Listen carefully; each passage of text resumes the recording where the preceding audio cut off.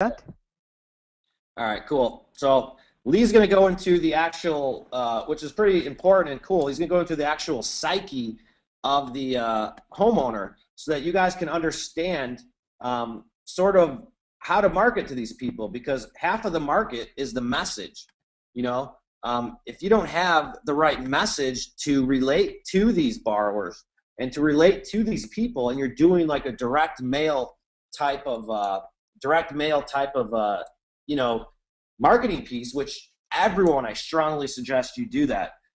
It could be very, very good, and Lee actually has some really good templates that a lot of his students use and whatnot. So, Lee, I'm going to let you take it away, and I'm going to be quiet for the next 5 minutes. I'm going to mute myself.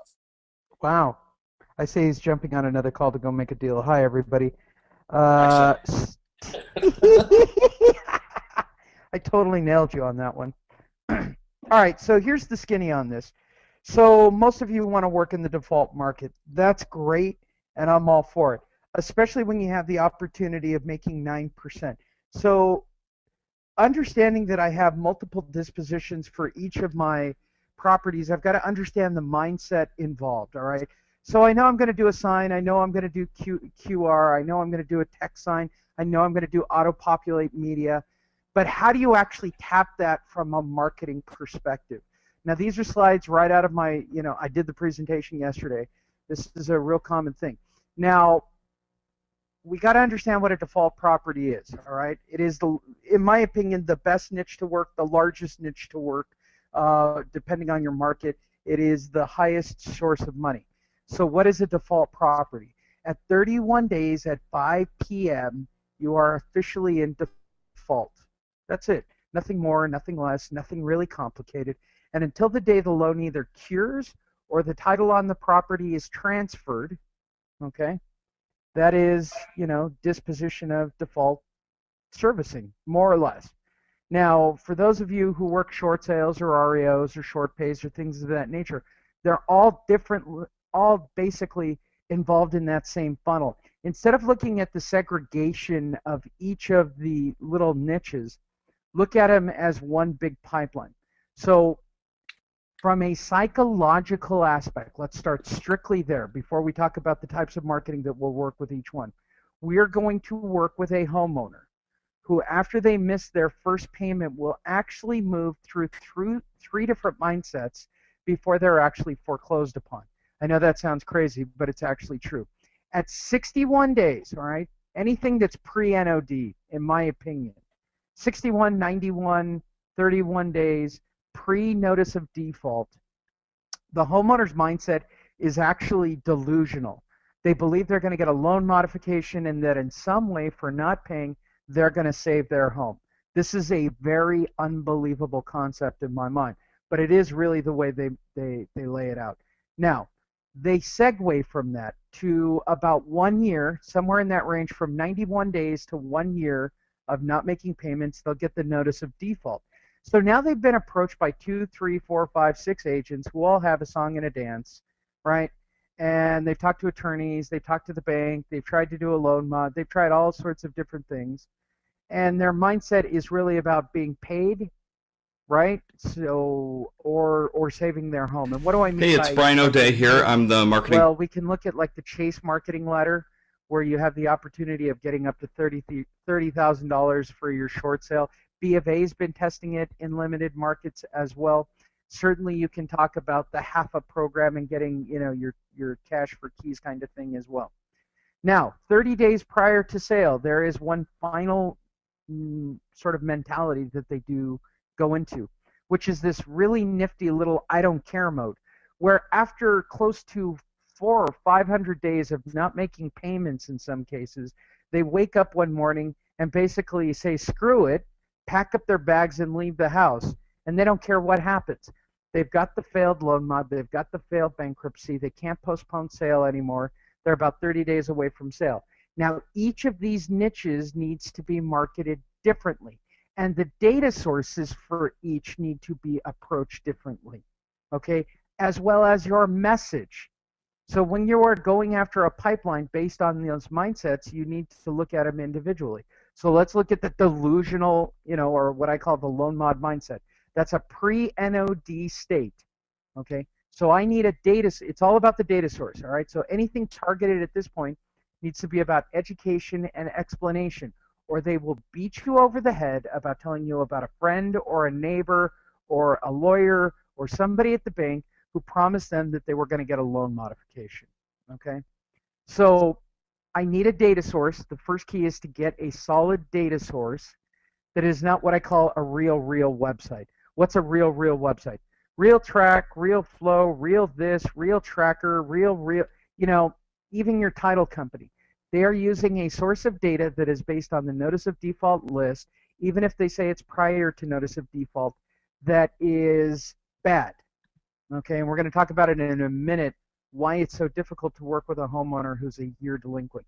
But if I have a true 61 to 91 day delinquency list that is really fresh, and a good way to test a good data list is this. If you get a phone call from a homeowner based on your marketing and they actually give you a death threat, that's a good marketing list. And for people who've actually done marketing, you know this. When you touch a nerve on a human being, especially telling them that they're going to lose their house, you should, you know, they should be very uncomfortable and they should, you know, say something to you. And in some cases they will. I've been told they have friends in the FBI. I've literally heard it all. So I want to focus on loan modifications because they are under that delusional mindset. So my marketing is going to be focused literally on helping a homeowner with their loan modification. When I script them and when I do my conversion, I realize I'm going to have to explain to them how money works and why they're in the situation that they're in. For those of you who don't know, you could certainly go to my website or even the CDAT website, which is defaultadvocate.org, or my website, honish.com, and watch the video on how money works. It's really, really important to understand fractional banking and modern money mechanics, as crazy as that sounds. How are you going to explain to a homeowner that the reason they're in default is because why? You know, the world is gray and ugly because they're not making payments? No, the truth is literally this, okay? We are based on a dollar that's not real, that's literally balancing itself. And when you have a fundamental understanding of how the true dollar works, or fractional banking, you can explain that to a homeowner. It's a game of musical chairs. At the end of the day, for homeowners to be understanding of the situation that they're literally in, they need to understand that there are only really two outcomes. If they can't physically cure the payment, okay, and I mean cure. Loan mods are not curing in my mind, okay? There are stats to that, okay? Basically, 60% of all loan mods go back into default no matter what. And that's for a simple reason. If I own an $800,000 house, I modify it, okay? I'm not going to lower the terms. It is a myth in the industry that there is equity reduction, that those things exist. What you get are remodified terms based on a payment agreement that works, and that's in a very small percentage of cases. But those people wake up one day in the middle of the night, I guess, or day or night, and they go, holy crap, I just remodified my $800,000 loan into a brand new 40-year fixed rate, right? Sounds like a great deal. They lowered their payment from $3,000 or $4,000 a month down to $1,000 a month. At the end of the day, they still have $800,000 worth of debt on a $400,000 house. Simple. It's a simple explanation of why loan mods fail. Now, there's only one other piece of math you need to be aware of, and that's 90% of all trial loan modifications go into foreclosure. Now, that's a very simple thing to explain. If your client has an option arm loan, 3151, spit and spackle, no doc, low doc, I don't care what it is. If it's some kind of option adjustable something, no bank wants to carry that debt on their books ever. Period. End of sentence. 9 out of 10 go into foreclosure. Only about 10% see the light of day of becoming long-term, what we call recasts in the business. And these need to be explained to the homeowner. It's not simply about getting the lead with the defaulted homeowner. You better know what to say to them once they call, all right? You better know your alternatives to foreclosure, okay? As a qualified individual who is working with a homeowner And I believe that everybody that Mike and I coach, and it's one of the things that we work on, I don't think you should call yourself real estate agents anymore. I think you should call yourself an advocate. I don't care if you're an investor. I don't care if you're an agent. Call yourself an advocate, period. Okay? The most powerful thing you can say to a person who calls you up on a lead is, I am a homeowner advocate. I am a buyer's advocate. I am a short sale advocate. I am a default properties advocate. Period. I don't make money from you. I make money on the transaction if I do it correctly. If you're doing short sales, you're taking the bank's money. Again, it's scripting and the power of what you say. Whatever it is, and this I do know for a fact, that you must be congruent and you must tell your clients the truth. If you try to use some kind of script or system or script down or stuff that you've read out of a book that you simply don't believe, especially with somebody who's in default, they will see right through you as non-congruent and full of crap. There is nothing I find funnier who are people that are, like, say, in a bad situation and then, tell an opposite story of that situation. I've seen it all the time in lots of people's marketing. That small incongruency is the crack in the armor when it comes to conversion. And I date this all the way back to Tony Robbins type material. And I've had an opportunity to listen to Jim Miller, and I put it up for some of my students to listen to. Jim Miller was the sales agent for Tony Robbins. And he made it very clear to a room full of people that skill is not a prerequisite to be a good salesperson. You need to be genuine. You need to be authentic, okay? And you need to empathize and not sympathize. And that's really difficult. When you're working with somebody with a loan mod, it's not about sticks and stones. It's about memories inside that house, okay? And they need to see the light of day, and generally that's done through the truth. When it comes to the greed model, where somebody is 1 year delinquent, okay, this is a tough one. The greed mindset, literally, so they've missed 1 year of payment, they've met with attorneys, they've met with bank people, they've talked to other agents, they talked to their mom, dad, and some guy named Rob. I don't even know who Rob is, but Rob gave them advice, okay? That's like my whole thing on it. So they've talked to all these people, and they've all given them advice. Now, this is what I find really interesting about this particular mindset. Number one, most all forms of marketing do not work on a true NOD list, mailers or otherwise. I have tested it up the wazoo. I am fortunate that I have created really solid marketing pieces. I even created this thing called the Monster that when you put it up on the door, it gets people to call back, and it has mind-blowing results, right? None of it works on this mindset at all, ever, ever, ever. For some reason, I am testing out some brand new stuff for an NOD list, and it's for a very simple reason. They've talked to the bank, they've talked to attorneys, they've talked to accountants, they've watched Dave Ramsey on TV, they've called the local talking show, they've talked to 3 agents, they talked to the mom, dad, and the guy named Rob down at Starbucks, who told them all about, hey, screw it, you're either going to get a loan mod or they're going to pay you to stay there, but whatever you do, stay in there. And it's interesting. This is the most interesting mindset, and for most people who have frustration with marketing that are on this call right now, I guarantee it's your data list. I guarantee it's because you're going to a real website and buying cheap leads from RealTrack, Real something, Real Tracker, or title company, and you're working an NOD list. Guess what? They're not receptive. They're really, really not receptive. I'll show you in a minute what actually works with them, but it's the hardest form of marketing to work on them. Now, when you work with this mindset that is fairly immovable, I'm going to teach you sort of my all-patented scripting on this. It's the one that I teach. So first of all, they're going to want to talk loan mods. They're going to want to, your marketing or whatever you do has got to talk about their opportunity to get up to $30,000 with their participating, keyword, participating bank.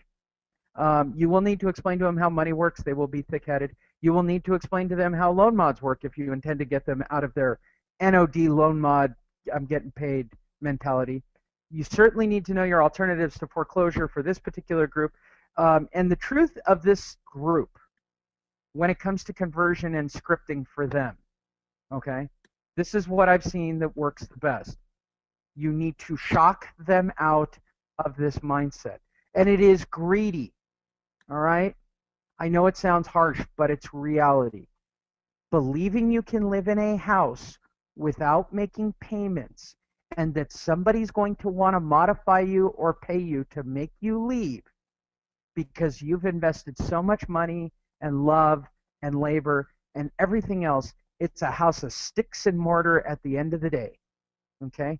That's reality. Now, the memories are within inside that house, and they are with individuals. They are within somebody's heads, okay? And that's what you need to convey to them. Now, my scripting on this, I have two forms. One is one that I did with my coaching students that is kind of this weird little wonky pain chart that works very well. And the other one is the one I'm about to teach you, okay? For this particular data source, for this lead source, this is the one you have to do. You have to do it stone cold, straight up, truthful, dead in the eye, genuine, authentic, or you're going to get punched in the face. And trust me, they're going to want to punch you in the face when you do it. But let's be honest, this is a tough group. Which is, and I've done it at trade shows, which is, well, thank you for allowing me a couple of minutes. I understand you're going to get the loan mod from the bank, or you're going to file bankruptcy, or, screw the man, you're going to stay here kicking and screaming, and then go down to Occupy Wall Street and teach the banks in Wall Street a lesson too. Good for you. Good for you. Teach everybody a lesson. I just have one question. At what point does it become theft? And people look at me and this is me out of script, but people look at me at that moment like I'm insane. Because they never see it for what it is. Because let's be honest with everybody on this call, can you walk into a market and take food out and go, hey, look, I'm a good person who lost their job. You need to understand. I'm just, I've paid so much money into this market in the past that just this one load of groceries I deserve for free. And you have to explain this. And you can't be shy about this, because there is almost nothing else that will take somebody out of this mindset, because they have gotten information from everybody under the sun. They are burnt out. They don't like banks. They don't like real estate people. They don't like investors. Everybody's trying to work them. They bought a bad loan, and they are jaded, and they hurt. At the end of the day, they just hurt. If you can relate to them about their own job and ask them, can I come into your work? I'm gonna use your services for a year, whatever it is. You sell widgets, fantastic. I'm gonna open up an account, okay? And if I lose my job and I stop paying your company for your widgets, will you just float me? I mean, certainly from a banking perspective, the bank is floating you close to 500 days. Okay, they're being very generous about this on average. I mean, at what point, sir or ma'am, does it become theft? And that's a very honest thing that I ask people, because they don't view it that way. It's a house. It can't be stolen. I bought it. No, you didn't. When you stopped paying your loan obligation, you went into default. Okay? You believe that an option arm is really going to be turned over, and you really have to address these things, especially with the NOD group. That is a very, very tough crowd, and that's a very tough script. Last but not least, the desperation crowd, my personal favorite. Most agents like this group, but the files you'll get are twice the work. Okay, vacant homes failed. They failed with the short sale and the bankruptcy. It's the infamous, I don't care if they've walked out. All right. It is the hardest short sale file to work, period, bar none. Simple as that. I can't even make it any simpler than that. It is bar none the hardest short sale file, because it will have multiple postponements. It will have a BK that's been set aside or still being worked on. When you are talking to that crowd, when it comes to script down and psychology, okay, you need to understand what you're going to talk to them about. You need to talk to them about credit restoration, short-term, long-term rollover, what it's going to do if they let it go to foreclosure, the difference between a few years of dealing with the short sale, or 5 to 7 of dealing with the foreclosure, and the fact that the HELOC in second position is never going to go away. I mean, that's like my new side business, or people telling me, would you call and negotiate my HELOC? Well, what happened? The first foreclosed, but the HELOC's still calling me. Well, yeah, it's an unsecured line of credit. You do need to sort of make it go away, or they'll get a judgment and go on your credit. So they need to know the benefits of the short sales. You need to know how credit works, the 0 to 200 point hits up to 2 years, okay? But the conveyance in this crowd, which is really important before we go into individual types of marketing that work for each crowd. This is the crowd of I'll do nothing. I don't understand this mindset. I don't get this mindset of do nothing like it will go away. Nothing ever goes away. Okay, I know this in my own personal life. I am the master of trying to crawl under a rock and disappearing. No matter how hard I try, people seem to find me. I don't care what rock on what continent I've crawled under. Somebody has found a way to get me a message, okay? No matter what. You have to deal, they have to understand that they need to deal with this obligation. So when you look at this objectively, okay, and we look at the different types of marketing that are effective for the 3 different mindsets, right? You need to identify and target the exact type of marketing that will work for the 3 mindsets, specifically for short sales. So it's 61 pre-NOD up to 91, or even nearly 6 months to a year. As long as it's pre-NOD, somewhere around 91 days to 6 months, they start talking to people, so it gets a little sketchy. You can still use mailers and not postcards. For everybody who's using a postcard, and the fact that I went to NAR and that there are still 3 printers selling postcards, I can't even begin to tell you how many stories they tell about how successful their postcards are. Mike, are you back on the call? Yeah, I'm here. I'm watching this. How many postcards have you been successful with? I don't send postcards, man. Have you literally ever tried it ever? I tried it, but I didn't get anything out of it, and I stopped it, and it was a long time ago. But mailers, I mean, you're exactly right with everything that you're saying. Postcards don't work, guys. At all. If you guys are still doing that, save your money. And you think I'm joking? Give it to New Orleans. Give it to Eritrea. I don't care what you do with it. Okay. But wasting it on a glossy postcard, and there were literally 3 booths, and they made claims. They used mailer claims. What are mailer claims? Mailers, good mailers, should get anywhere from 3 to 5% results. That's a good mailer. Okay, and nobody ever likes to talk about that number because they like to inflate it. If you're using really clever mailers, you can get up to 10% results. And for those of you that believe in the ROI, return on investment theory, as long as I spend $1,000 a month on marketing and I get one listing that makes me $1 million, I guess objectively that's a great return on investment, right, Mike? That's a logical return on investment. But that's a lot of work for. Can't I invest that time and effort and money more constructively and get a higher result and even more property? I mean, that's just a logical thing. Yes, absolutely. That's the one that blows me away. And with the pre-61 list, you can do something that's unique. You can get a scrubbed list, and I tell everybody, look, you should, if you're getting a good list, a good 61 pre-NOD, maybe $1 a name, maybe, okay? So go buy 100 names at the beginning of the month, and that's your list to work for the whole month, okay? Go to their door. Go put a door hanger on it, all right? And not, I've got pizza. Those door hangers are stupid. I mean, clever door hangers, door drops. What do I mean by door drops? I taught this in my coaching group. The FedEx envelope, for God's sakes. Is it really that difficult to come up with something clever? The newest one that I've been doing is a file cut folder.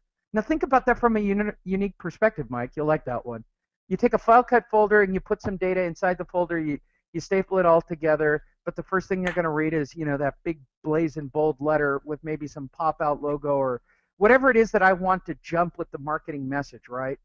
But are they going to look in a file cut folder that's on their screen door when they come home? Absolutely.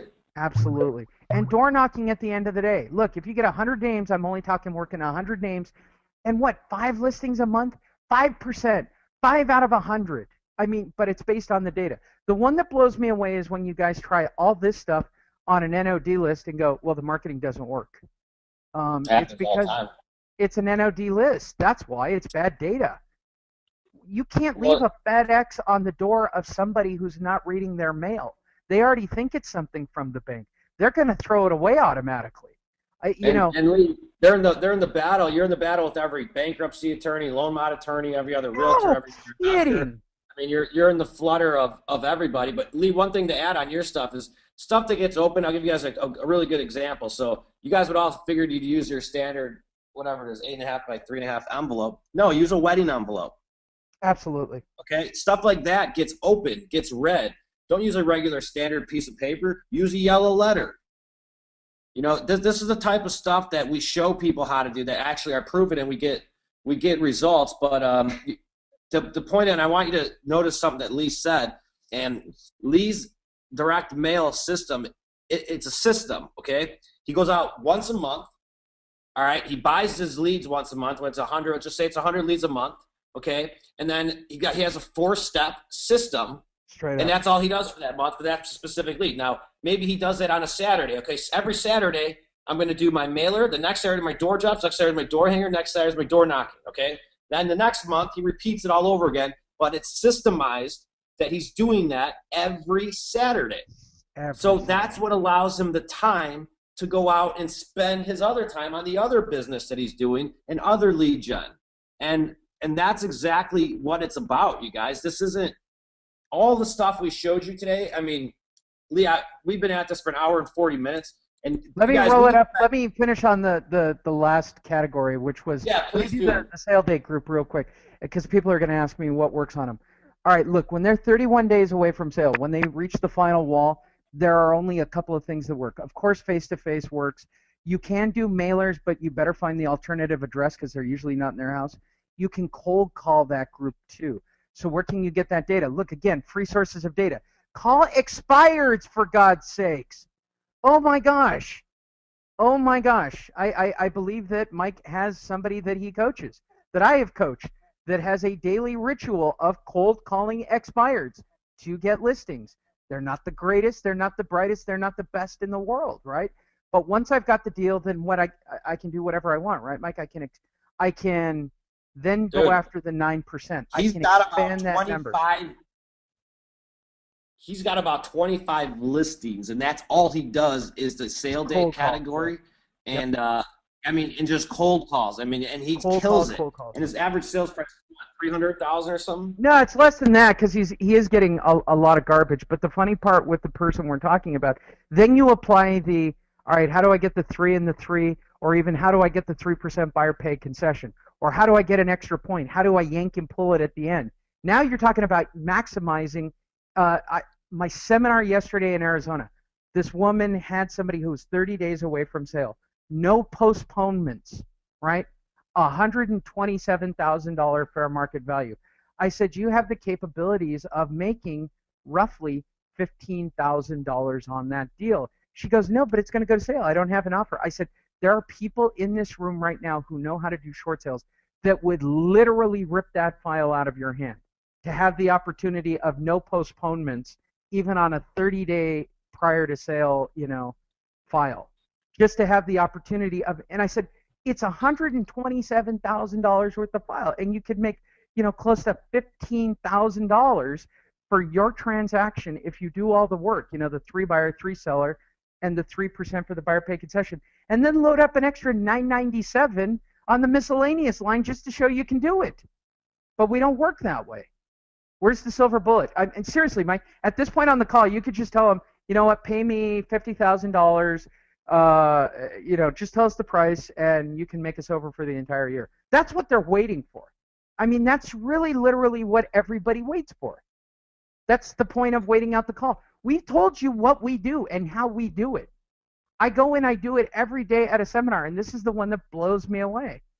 And I really do expect that a percentage of that room is just waiting for me to go, this little pill that I hold in my hand, okay, this little elixir, this little bag of sand, this magic ball, this system in a box that I've got for $26,000, $36,000, but not $36,000 today. For you, it's special. It's only 30, right? You plant it in the ground in the backyard, and it's going to sprout a tree that's going to pop listings out.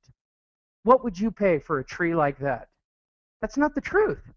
The truth is, go on Craigslist or Backpage today and put in an amazing house as a dummy listing, at an unbelievable price. Guess what? You're going to get phone calls. That's the truth. But we don't operate like that. And it's a mindset. It's a mentality.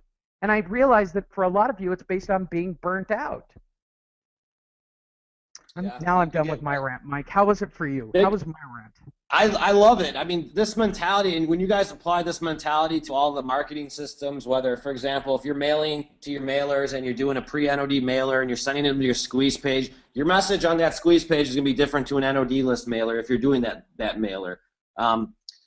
You guys, the lead generation is very, very easy. I wish we had more time to go through it all with you guys. We've been on for an hour and 45 minutes, and that's just the tip of the iceberg, literally. And Lee, I sort of want to give everybody a heads up of what's to come. And you guys, we're going to do this 3 weeks in a row. I don't know if we'll do next week just because of the Thanksgiving holiday. But I don't do holidays. I'll probably do it. I'll do it alone for everybody who doesn't like holidays like me. If we do it, it'd have to be like Wednesday at noon. All right, Grinch. Here, what we'll do is let's do this way. Next week, Lee, I think we showed everybody that there's a lot of ways to get leads, okay? Now it's just about, okay, what do we do when we get the leads? And we're going to go through the actual, the 7 major steps of understanding, truly becoming an advocate. The foreclosures to alternative thing is huge. Like, Lee hit it right on the dot. I get that call once a week from sellers. Oh, I'm going to do a loan mod. Well, I'm sorry, sir. You're going to do a loan mod. You're still $200,000 upside down, underwater, and in 5 years when the interest rates adjust to an insane amount because of inflation, you're going to be in the same boat. That type of stuff we need to get hashed out. And that's what we're going to cover next week. The following week, we're going to go directly through loss mitigation, okay? And Lee, if you can, let's talk a little bit more about the CDAT thing and tell people sort of what to look out for, what's coming out in the future, what we're going to be doing. If you could just summarize it really quick, and then we'll go ahead and end this call. Defaultadvocate.org is the website. The Certified Default Advocacy Training website is 100% free. You have to go through the training, which I should have up online shortly, and then take a test. And I'll give you a tip on the test for all of you that are on the call. We're celebrating our first 150 CDAT members, technically. Right now, here's my little clue on the test. It's probably the opposite you've heard on other people's stuff. I think I'm going to do a true-false based on everybody else's material, so I think all the answers might be actually false, just because it amuses me. What I really want you to do is watch the video and understand the process, that it is just marketing, it is just conversion, it is just process, and then it is just about, momentum and systemizing your life, okay, and doing it over and over and getting it into a routine. But the one thing you guys really have to understand that's a big thing for CDAT, and Mike's a big believer of this now because he's got a child, it's about balancing your life, because the negativity in your office and you working 12 hours has got to have some kind of impact on your home life, okay? That's the truth. That's literally the truth. I tell people who work 12 to 14-hour days, the reason you work that long is because you don't want to go home. Okay, nothing more, nothing less. There's not that much work out there. And you know what? No matter what, when you wake up, the work's going to be there tomorrow. No matter what, it will always be there tomorrow. So I sat down and I created Certified Default Advocacy Training, and it is exactly what it is. I am taking the term advocate back, and I'm putting it into the hands of the people who work in this market, agents, investors, anybody, okay, that really want to go and help homeowners. And it's all done transparently, so that even a homeowner could watch any of the presentations and completely understand. And what Mike and I are working on, we have 2 versions. The CDAT stuff is free, right?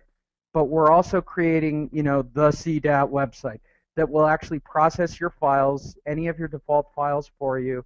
All the marketing is built in, all the coaching's built in, and it's going to be cheaper and faster and quicker and cleaner than anybody else on the market, because that's how I roll. And that's how Mike rolls, okay? And it's not about just, trying to me trying to undercut another four-letter designation. Gee, did I say that out loud, Mike? I just think that there needs to be more substance to all this instead of hot air. And Mike and I believe in that firmly for you guys. That's why you get real presentations that are based on physical things. You can go out. The minute you stop this call, you can literally go out and sit on the web and work to generate a new buyer or a seller lead. You can do that right now after this call, okay? You can go get a list.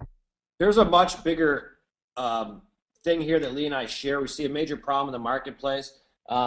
It's just not changing. It's not changing, and we need a collective group to actually make that change happen. And that's truly where we're at on it. So I'm a practitioner. That's why I cut this call short. I got to go out. I got leads. I got meetings. I got to go. But we're true practitioners, you guys, and we see and we believe that we have a 5-step solution answer to clean up the marketplace, and I'm pretty positive we are. And what we like from you guys is we're happy to train you guys as and get that started and change this market. There's too many people that need help right now, and it's only going to get worse unless we can try to help as many people as we can. And honestly, I appreciate this. I like doing this too, and I know Lee has a passion for it as well. So we hope you guys took today's call well. Like I said, we're not going to sell you guys anything. If you guys, I should say this. If you guys want information, because all the framework's in place at defaultadvocate.org and my website, honish.com, and I've got free marketing pieces there too, so you guys can actually have something to work with today as well. I always throw crap up on my website. But honish.com or defaultadvocate.org. I even talked about the 9% buyer paid concession today on my blog. So you guys can go and read up on that and short pays and all the other niches you can be involved in. Exactly, and then you could go to hit Lee's site. You guys will see our site come out soon, and you'll see some news being released in the near future. So catch next week's call. Watch your emails. All right, we're going to cover strictly short sale education and get to the meat and potatoes of it. Why it's important to be a true advocate. The following week, we're going to go directly into short sale processing. Now we're going to show you guys how to tie it all in together and literally run a business and not be run by one. So. That's it, Lee. You got anything else? We got to. That's go work. Right. Go work. I'm gonna go find food. All right. See you, buddy. Bye, everybody. Bye.